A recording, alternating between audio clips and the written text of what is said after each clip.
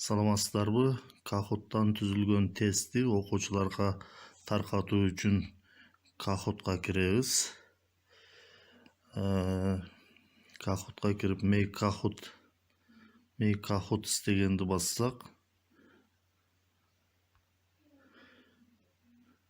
же болбосо төмөн жакта Make Kahoot дегенди тандап койсок, биздин түзгөн тестибиз чыгат. Биздин түзгөн тестибиз ушул тестти окуучуларга таратуу үчүн ушуну басабыз. Баскандан кийин бул жерде play деген бар, ушуну басабыз.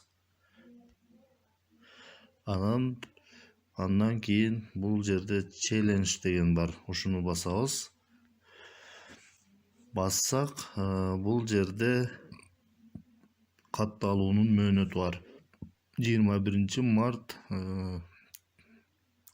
түшкү саат 1-ге чейин катталууга мүмкүн.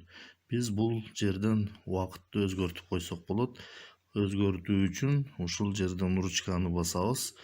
Бул жагынан числону тандайбыз, күнүнү. Мисалы үчүн 22 мартка чейин катталууга болот десек, бул жагынан саатыны белгилеп койсок болот. Өзгөртүп, мисалы үчүн 3-кө чейин деп койсок, окуучуларыбыз 22 март 3-кө чейин катталып тесттен өткөнгө болот. Андан кийин set дегенди басып коебуз. Эми бул жерден ссылканы алуу үчүн grid дегенди басабыз. Ушуну басабыз. Бассак, бизге жүктөлөт. Биздин ссылкабыз даяр болду. Ссылканы көчүрүп алуу үчүн copy link дегенди басып коебуз. Ушуну басып койсок, буфер обменге убактылуу сактайт. Анан WhatsApp'ка кирип туруп, жаза турган жерди бир аз басып туруп кое берсек, ошо ссылканы коет. Аны окуучуларга группадан жөнөтүп коебуз.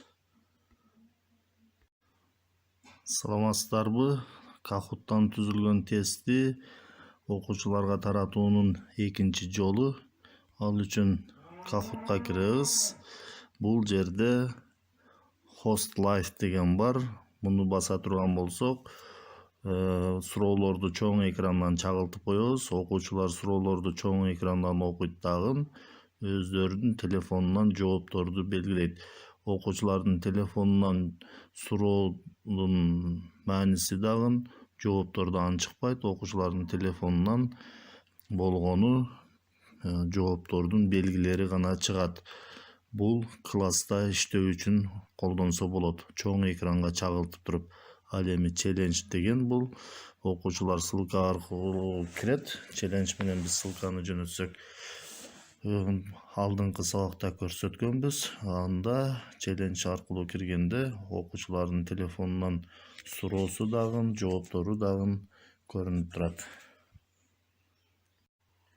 Саламатсыздарбы? Kahoot'tan түзүлгөн тесттин ссылкасын жөнөтүү үчүн дагы бир ирет көрсөтүп коеюн. Ал үчүн Kahoot'ка киребиз. Kahoot'ка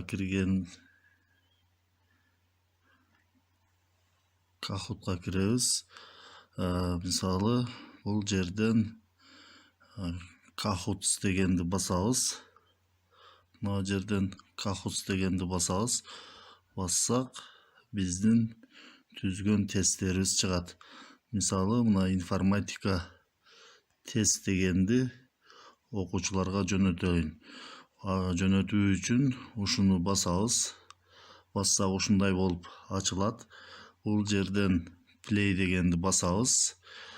Play дегенди бассак, ушундай эки түрдө чыгат. Challenge дегенди бассак, мөөнөтү менен жөнөтөбүз.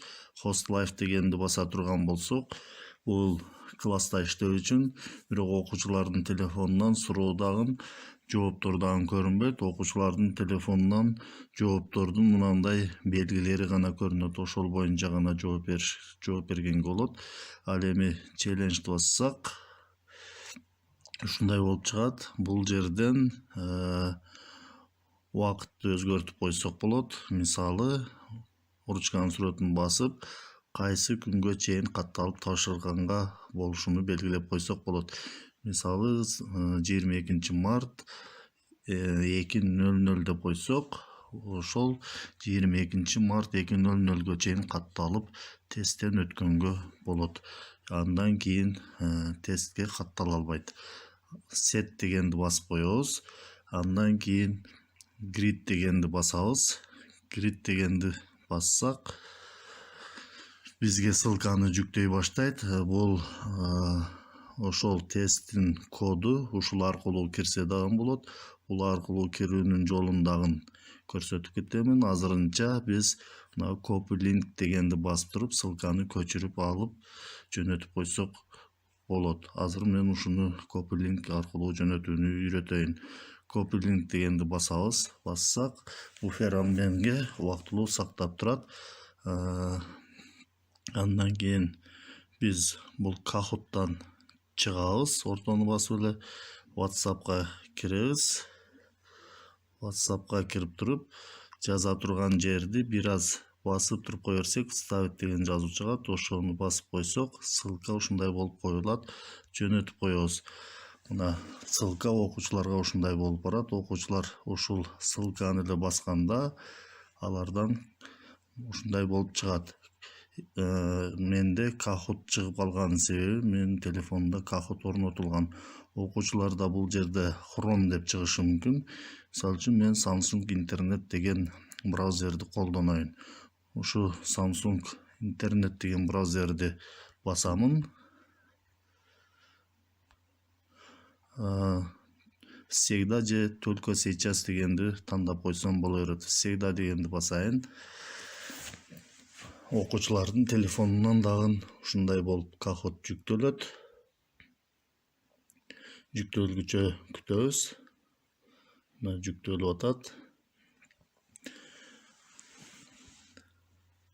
Андан кийин бул жерге enter nickname деген жерге атыбызды жазабыз.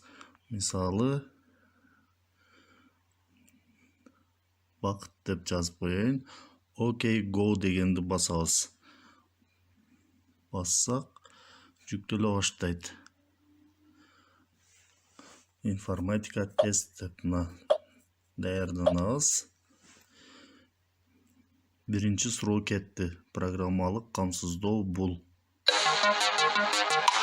Жооптор менен чыгат.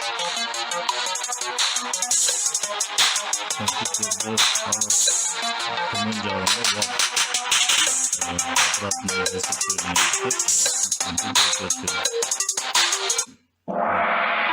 биринчи суроого 613 балл алдым. Андан кийин экинчи суроого өтүү үчүн бул жерден next дегенди басабыз. Андан кийин биздин баллыбызды эсептейт. Андан кийин кайра дагы next дегенди бассак, кийинки суроо чыгат.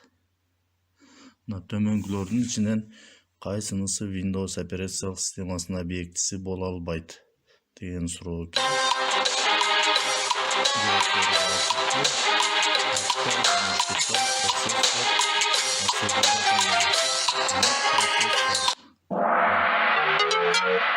Бердик, бизге балл берди. Кайра next басабыз. Бизге балл берип атат. Кийинки суроого өтүү үчүн кайра next басабыз.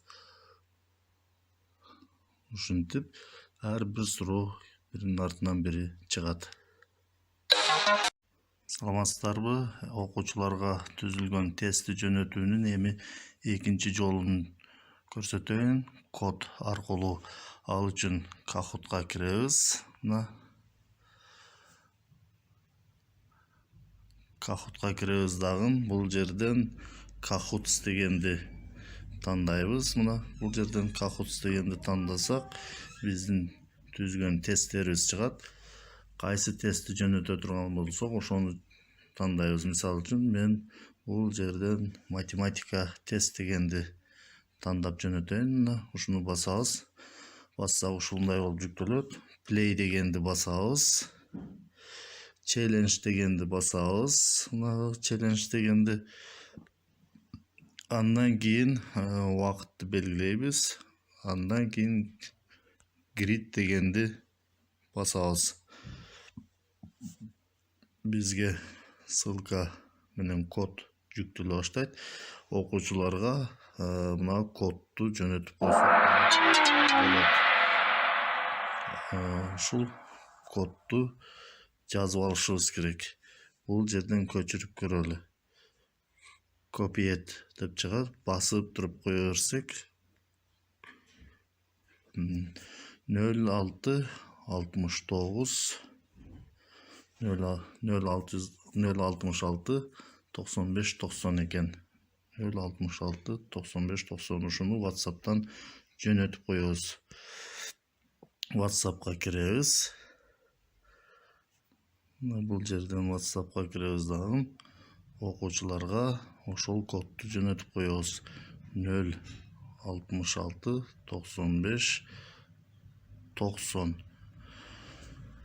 Окуучулар бул код аркылуу кантип кирет? Окуучулар бул код аркылуу кирүү үчүн Chrome'ду ачат. Бул жерден Chrome'ду ачат. Chrome'ду ачат дагы адрестик жолчого Kahoot it деп жазат. Kahoot.it деп жазып туруп перейти дегенди басып коет. Бизге Kahoot жүктөлөт. Ушундай болуп жүктөлөт. Now game pin деген жерге жанагы кодду жазат. Код 066 95 90. Андан кийин enter дегенди басат. Enter дегенди баскандан кийин бизден сурайт. Биз окуучуларда Kahoot деген приложение жок, ошондуктан окуучулар өздөрүдөгү браузерди тандайт. Chrome же кандай браузер болсо ошону тандап басат. Мисалы үчүн ушуну басайын, Сейда деп коеюн. Жүктөлө баштады.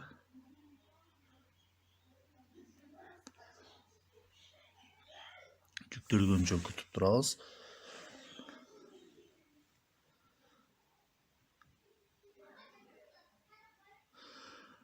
Бул жерге enter nickname деген жерге атыны жазат.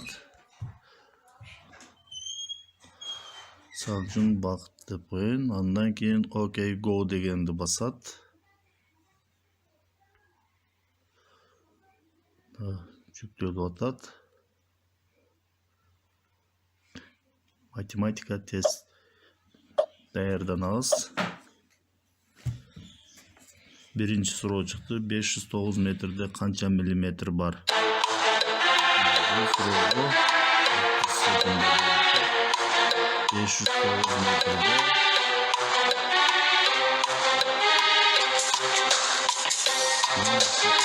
жоопту экен. Андан кийин next дегенди бассак, бизге балл берилбеди. Кайра дагы next дегенди бассак, кийинки суроого өтөт. Эгерде 100 барак кагаздын калыңдыгы 9 мм болсо, анда 1000 беттен турган китептин мукабасын эске албагандагы калыңдыгы канча? 9 мм. Next дегенди басабыз.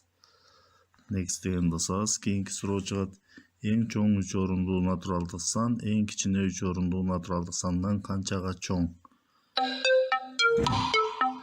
899 деген балл берди. Next дегенди басабыз. Балыбыз эсептелет.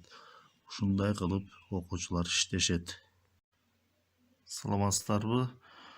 Окуучулардын Kahoot'tan иштеген иштерини көрүү үчүн, жыйынтыгын көрүү үчүн Kahoot'ка киребиз.